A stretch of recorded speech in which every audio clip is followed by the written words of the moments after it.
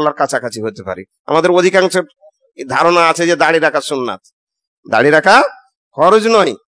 আসলে আমরা খুব ভুল করেছি, আমরা জ্ঞান অর্জন করতে পারিনি অতটা। কেউ আবার নিজের পক্ষে দলিল দিচ্ছে, এই গালের এই জায়গাগুলো কেটে চেঁচে নামিয়ে দিচ্ছে, কে আবার এক মুষ্টি রেখে করে দিচ্ছে, দিয়ে বলছে উমার করেছে। নাউজুবিল্লাহ। উমার তো করেননি।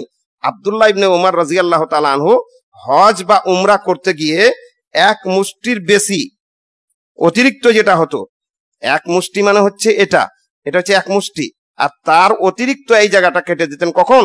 হজ অথবা উমরায় গিয়ে। আর আমরা বাড়িতে বসে বসে সব চেঁচে শেষ করে দিয়েছি, ছোট ছোট করে রেখেছি, দিয়ে বলছে উমার করেছে, আব্দুল্লাহ ইবনে উমার করেছে, আবু হুরায়রা করেছে। দ্বিতীয় নম্বর কথা হচ্ছে যে আপনার নবী আব্দুল্লাহ ইবনে উমার না উমার, না আল্লাহ নবী সাল্লাল্লাহু আলাইহি সাল্লাম? যদি উমারের দ্বারাই ভুল হয়, ভুল হতেই পারে, মানুষ, উনি আমাদের দলিল নন। আল্লাহর নবীর দলিল থাকতে, আল্লাহর নবীর আমল, আল্লাহর নবীর আদেশ থাকার পরে কোন সাহাবী আবু বকর উমর কাউকে দেখা যাবে না। যদি না থাকে, কোন বিষয়ে এমন আছে যে আল্লাহর নবীর নির্দেশ পাওয়া যাচ্ছে না, আল্লাহর নবীর আমল পাওয়া যাচ্ছে না, তখন আমরা দেখবো কাকে?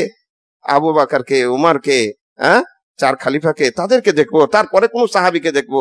এটা কখন? যখন আল্লাহর নবীর কিছু নির্দেশ থাকবে না।